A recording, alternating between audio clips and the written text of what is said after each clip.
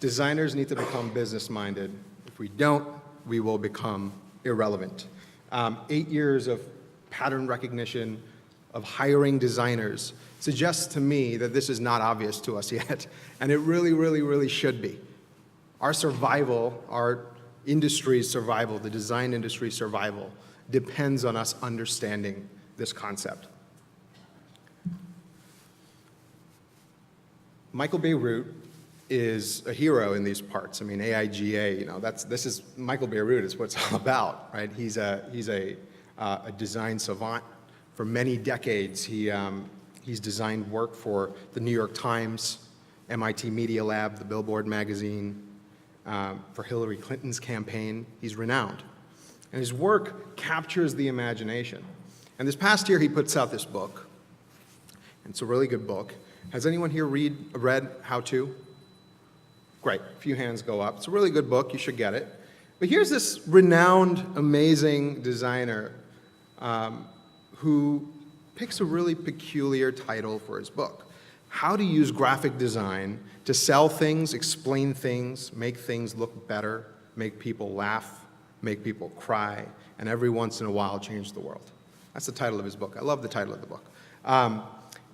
As designers in the design community, the thing that I've seen, I've been designing now for 14 years, and the thing that I see is we index really, really highly on changing the world. That's the stuff we love talking about, right? That's why we get into design in the first place. That's what makes design so special, being able to use our craft, our tools, and our mindset to create products that change the world. But I'd like to suggest that the word sell, it's no mistake that the word sell comes before all of these things. Our ability to sell, that's the primal part of design. And we'll go through some of the masters and their thoughts around selling in design here in a second. But I decided to reach out to Michael, and I really wanted to know, this guy, not necessarily known for selling things, but known for creating these amazing pieces of art almost. And I wanted to ask him, and I did ask him, how did you know to start the title of your book with the word sell? It almost feels a little crass. It even feels a little crass, standing here at AIGA, this prestigious graphic design conference, and I'm talking about money and business and selling. It feels a little weird. It's my first time speaking here, but it feels a little bit weird. I feel a little bit out of place. But this is an imminent conversation. I promise you, we are way ahead of the curve. In about a year and a half from now, I think this will be the topic being discussed, business and design. Anyway, I reached out to Michael and I said, how did you know to use the word sell in your book title? And I tweeted him, and you guys can Google the tweet, but I love his response. He said, I figured I'd start with the obvious one.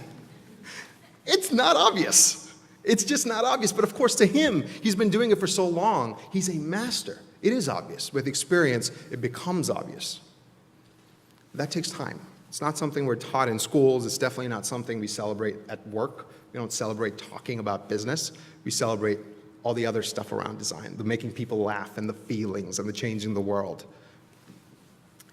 This other quote, I came across this quote 5 or 6 years ago. I read a lot of books and I love quotes. You learn a lot just from a little snippet. Anything that won't sell, I don't want to invent. Its sale is proof of utility, and utility is success. Thomas Edison. A man who could have invented anything, it seems, right? Decided to focus his energy, his life's work, the body of everything he created on delivering utility. That's what he was all about, delivering utility. And again, it suggests the very primal part of design with clear purposefulness in making an object that you design or a widget or a service that you design fit very clearly in someone's life. That is the first order of what it is we do as designers. The functionality of it, the deliberateness of it, the reliability of it, and then eventually we get to the beautiful state. But that's the last thing we get to. First, it needs to be purposeful, and it needs to fit in people's lives in a very meaningful, purposeful way. I did a video series, and I'm going to play a couple of videos from the video series. The video series is called High Resolution. unlikely that anyone here has watched it, but if you have, raise your hands. Have you guys heard of high resolution? Literally 3 hands. Amazing. So I'm getting a new audience here. I did this video series with a friend of mine, Jared Arandu, also a fantastic designer. And we sat down with 25 masters of the design industry. You can go to youtube.com/higher resolution. You can look at all 25 episodes. John Maeda is one of the people that we spoke to. And every guest that we spoke to on the series, we opened with exactly the same question. What's one thing about design that's clear to you that isn't clear to other people? And almost every guest gave us a very verbose, thorough answer. But not John. John gave us a very quick answer, and we weren't expecting it. I'm going to play his answer for you, and then we're going to talk about it a little bit. John, it's great to have you. Glad to be here. So the first question, what's one thing about design that's clear to you that is not so clear to other people? Design's about the customer, not just the user. Design's always been about selling things, even back to the era of the Bauhaus. But somehow design became disconnected from its capitalistic sort of frame. Okay. Design is about the customer, not just the user. Design has always been about selling things. Throughout High Resolution, as we filmed these episodes, I learned to look for the simple ideas. And we went deep on data, we went deep on customer journeys, we went deep on business, creating teams, hiring, that sort of thing. We spread the gamut of everything we come to think of when we think about design. But I looked for the simple ideas. Daniel Burka, in his episode, he talks about design being the scientific method of a business, and I love that framing. But it's a simple idea, very easy to overlook. Gentry Underwood talks about naive obviousness. And then John Maeda comes around and says, design is about the customer, not the user. And I will say, I confess, in the moment when he said that, I was a little annoyed. I really wanted something more. And it was after the episode aired, after a few weeks of me watching it, really trying to understand it, that I finally kind of got it. He's so poignant, so clear with the delivery. Earlier says, it's not about the users, it's about the human. Well, human in a business context is the customer. And that simple idea, when it finally framed for me, which is why, by the way, this talk is a prototype. I've never done this talk before. I'm framing it around this idea around not users, but customers, and the implications of it, not just for the customer purchasing your product, but also for the business who wants to create value for the customer. This next video is a gentleman by the name of Phil Gilbert over at IBM. We'll play his video, and then we'll talk about him in a second. And I think is practiced in most places, is it's practiced as an other. It's practiced as design, capital D. And that almost precludes, to some degree, design ever actually having a seat at the business table. It's too often not positioned as a business thing. It's positioned as a design thing. Because if you don't have a seat at that business table over long periods of time, I'm talking decades, your influence will wane because there are other things that will take top of mind. Design is too often not positioned as a business thing. Now, this is coming from a man at IBM who leads a team of many thousands of designers. 4 years ago, IBM wasn't even thinking about design the way they do think about design today. And it all happened because the CEO, Ginny, she came to Phil and said, you need to bring design, this thing called UX design. You've got to bring it to IBM. And Phil, an experienced entrepreneur and an experienced designer, takes the lead on bringing design to IBM, not by designing beautiful experiences, but by showing the change in sales and NPS scores and customer satisfaction and return customers. He focused the entire vocabulary of design in words that the business understood. And 4 years later, hundreds of millions of dollars have been invested into design at IBM, and they're really starting to lead the way on design thinking, IBM design thinking. It's actually a school that they've established at IBM because of a lot of the effort on getting designers to start thinking about the business. I kind of hope every company can make that level of investment in design, but I think a lot of people in the business probably need to make, they need something between the design and the making the leap to the investment of design, and that something is showing the business how design can drive value. I want to let this slide sit for a second. The long road to design relevance in your company is paved in bricks of business awareness. The masters have already figured this out. The masters stay relevant for decades because they figured out how to sell. It's not just because their work was great. Their work was great because we were sold. We were converted to believe that the work was great. They've been selling the entire time. Design's capacity to survive is tied to selling. But it is up to us to create something of utility, not just beauty. How many people in this room are students? Okay, we've got about 15% or so of the room. How many people practice UX today? Actually practice it at work? How many people are looking to practice UX? Wow, okay, so we've got about a 25, 15, and then the rest is, I guess you guys are just learning about UX, right? As I said, I've been designing for 14 years. And I gotta say, the people getting into UX design and coming out of school today, man, the world was just different 8 years ago. We didn't have this Cambrian explosion, so to speak, of what is happening today in the UX world. I mean, think about it. There are products coming out feels like every quarter. We've got Adobe, of course, amazing sponsor. We've got InVision. We've got Figma, and we've got Principle, and we've got Framer. And every quarter, there's something new coming out that helps us understand the user experience, helps us frame the user experience on a screen. We've gotten so good at using these tools that we can actually fake what good design looks like, right? That's the whole dribblization of design. But you have to ask yourself, if we're mastering user experience, to what end are we mastering it? I spent some time asking business people. I used to be at WeWork. I led digital design for WeWork for a few years. I have my own company now. For the past few years, I've really been trying to understand how business people think about user experience. And these are some of the words that come to mind. Apps, interface, interaction and motion, look and feel, architecture, flows. These are the words business people use when they think of user experience. 5, 6 years ago, CEOs didn't care about user experience. Now everyone suddenly cares about user experience, but they care about it in the context of these words. And if you really start to drill down, and if you look at a job board, you're going to start to notice a correlation between these words and the jobs that are on the market for designers. You think of a word like apps. It's a product designer. So when a business person thinks apps, they're thinking of product design. Interface, UI designer, interaction and motion, prototype or interaction designer, right? Look and feel, a visual designer.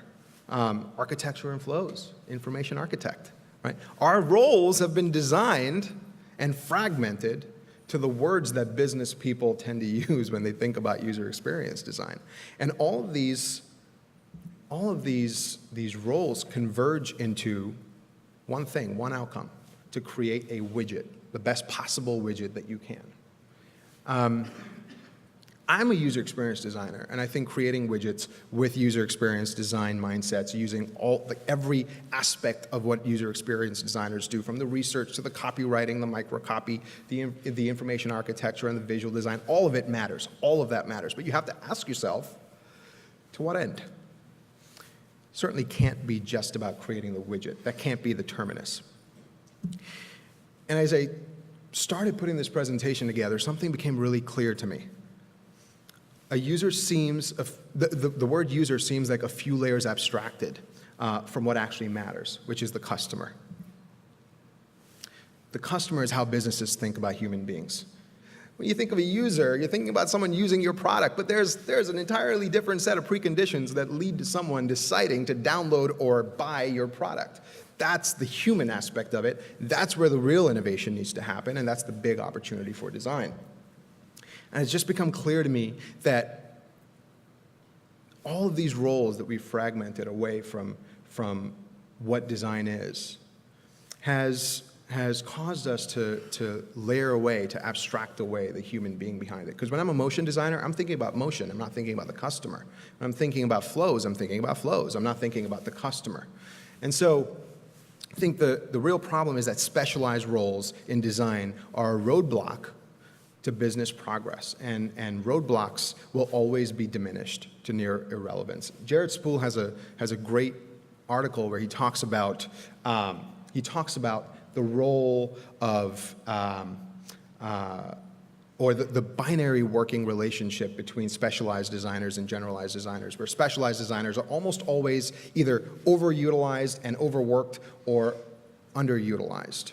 And businesses tend to think of you as a loss when you're underutilized, when you're not being used in the design process because of your specialty is not being beckoned for a specific part of the design process. You are a cost center to the business. And so I'm going to skip through this real quick.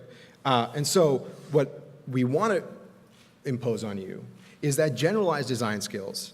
That's the new breed of designer that we need. Not a motion designer, but a general user experience and customer experience designer. That's what brings us closer to the customer. And that's what brings us closer to the business. And I'll explain how. User experience design, one small subset of the customer experience. Almost every other subset in the customer experience is business related. It is not design related. Finance, sales, operations, support, these are not design fields. And by no means will these ever be under the auspices of design. Design is not going to lead business strategy and pricing. They're not going to lead the support center. It's just not going to happen. So the real art then is for design to forge, or designers to forge, an intentional and specific customer experience through diplomacy across the business, for us to speak the language of the business. As I said earlier, the customer experience precedes the user experience. It is our job as designers to use what we know about design to set the stage for what people will experience in our products, and then to use user experience to resolve the stage that we set in the first place.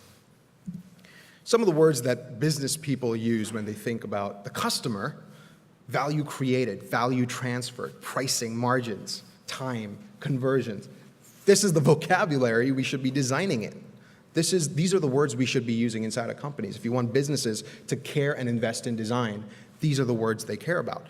But of course, if we kind of take ourselves out of the situation, we think about the business side, there's the flip side to the business side, which is the customer side. Everything the customer is asking, all the questions that they're asking before they ever experience your user experience and use your product. You know, is this for me? Can I afford this? What else is there? Do I really need this now? Our job as design is to use that diplomacy in the business to influence the answers to these questions. It's not to determine them, but certainly to influence them. I promise you I'm going to run through this very quickly now. Simple order of operations. I'm just going to read slide by slide because I'm not going to be able to improvise better than what I've written on these slides. Design's relevance to a business is a direct correlation to the value transfer from the customer to the business. Money transfer. Money is never going to go out of style, guys. It's not crass. It's good. You make money, you finance design. You don't make money, design becomes irrelevant. Money is tied to this. The numbers are tied to design. Being able to sell is tied to design. The customers are more likely to transfer value when your company thinks about the entire customer experience, not just the product experience. The customer experience cannot be deliberately designed without an upfront understanding of the business and people who run it. Our job as designers for the next few decades will be to learn the business language, to understand business people, to partner with them, and to use the design mindset to drive differentiated outcomes for our customer and to drive value that way. Not creating the beautiful thing, not creating widgets. It's tying these relationships inside of the company so that the customer experience can be changed, not just the product flow. You'll know you're doing your job when your customers love to buy your product, when your customer buys your product, your company makes money. This is all part of the order of operations. And this is the last slide now. And when your company makes money, all your diplomatic work comes home to roost. More money is invested into design, and design's influence grows. But ultimately, of course, why do we do that? Why is that important? Because when design's influence grows, your customer wins. That's all God said.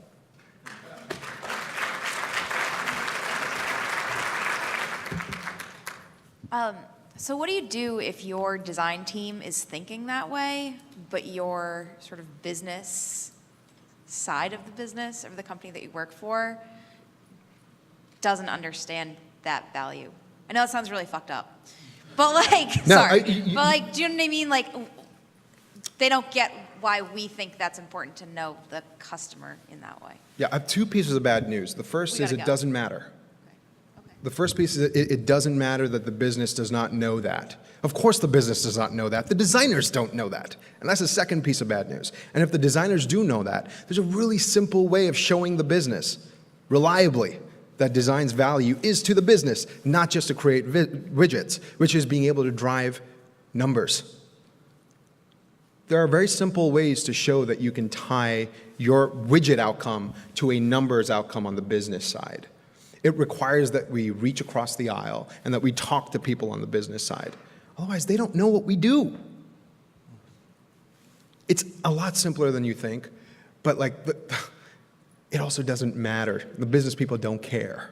They'll sell either way, with or without us. We need the business more than the business needs us, to be completely honest with you. And that'll flip. It'll flip soon enough. We're just not there yet. A couple years ago, there was a quiz going around that was like, choose A or B. It was two layouts of like a checkout page for a website. Choose, as a designer, which one do you think had a higher conversion rate, A or B? Yeah. And then you'd choose. Often I was wrong because you choose the one that objectively or subjectively looked better Yeah. or was better designed. But the uglier one converted higher. Yeah. Is the uglier one still good design? Yes. Because beauty is the last order of what design is. This is a very good question and a very important question. Our job as designers is to create functionality and deliver that functionality through utility reliably. And if we can also do it beautifully, then we win. But the business doesn't win because of beautiful design. The business wins because of the utility that we deliver. So, uglier design might be ugly to you and I because we're designers, but you know what? The user is God. The customer is God. They've decided.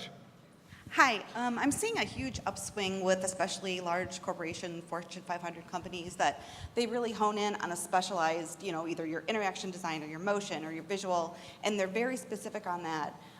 Whereas I agree with your opinion that we need to be generalists of design, but Yes. what are your thoughts on becoming so general that you then become a master of nothing? Or how do you navigate around those waters with these big companies? Like, is there a way to make them see what we see? Because it's a huge roadblock and they're missing out on fantastic designers because of their mindset. It's such an important question and such a great framing that you have there. I skipped past this slide because I ran out of time. But Jared Spool, I mentioned one of his articles earlier. He has another article where he talks about doctors. And we tend to think of, specialized doctors. You want a cardiologist working on your heart when you have a heart problem. Except that every doctor who's specialized has to first become a general doctor.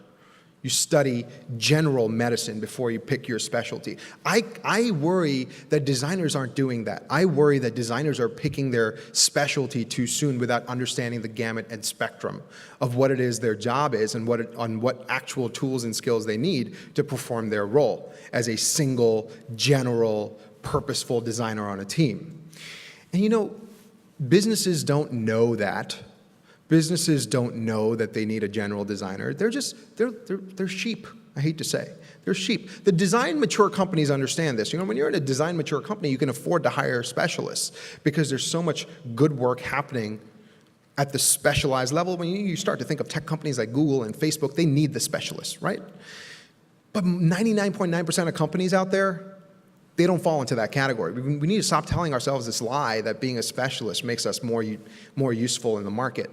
The real use is us understanding the entire spectrum of design and generalizing in that field. And even if your business boxes you as a motion designer or a copywriter, you're not really boxed. You're boxed by your job description, but you're not really boxed because you can still think at the customer experience level. You could still, an org structure does not map to a communication structure. Just because you have 3 layers of bosses above you, you could still skirt all that and go to the head of finance and ask him or her how they make the decision about pricing. Why did you pick $99 for this product with this 80% gross margin? That's insane. We should be, charging half that. You don't need to be too greedy, right? You can have those conversations even if you're secluded and boxed into a role that you don't love, and then you work your way out of that box. But the impetus is on us. The impetus is not on the business. The onus is on us. It's not on the business. And that's the bad news and the good news. That is the opportunity. And that's what's so exciting about it. It's entirely within our control if we decide to make that mindset shift. Hi. So to connect all these dots, I agree 100%, but we feel like, how do we prove it every quarter? I mean, that's where we're getting pinned in. Any advice on that? Are you in a public company? Yes. Okay, that makes sense because public companies tend to think Right. tend to think in quarters. In-house tech company. Fantastic. How do you prove it every quarter? Well, if you're in a public company, there's a stock price. If you're in a private company, it's a little bit harder.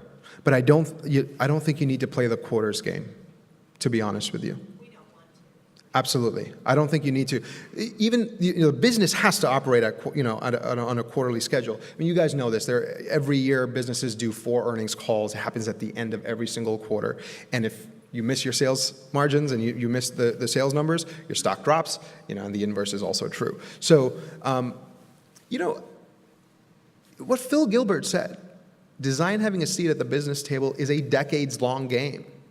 I'm not going to have the magic bullet answer for you for the next quarter. What I can suggest, though, is you can start building those relationships now, and you can start spending time with the business people now, and those chickens will come home to roost. I guarantee it. Relationships is the end game. It's the end. Paul Rand's quote on someone asked him, what do you think design is? Design is about relationships. Our relationship to a product, a person's relationship to another person, a company's relationship to its competitor. Design is about relationships. So we need to focus at the relationship level, and it's not going to happen next quarter. And if your business wants you to prove in the next 3 months that design is a valuable asset and a competitive advantage to the company, they're out of their mind. And they're wrong. It's not possible. It's just not possible. And I would urge you to maybe leave. Maybe. But that's such a great question. Thank you. I don't want to take up any more time. I'm way over time here. No, thank everyone. Let's give Bobby a round.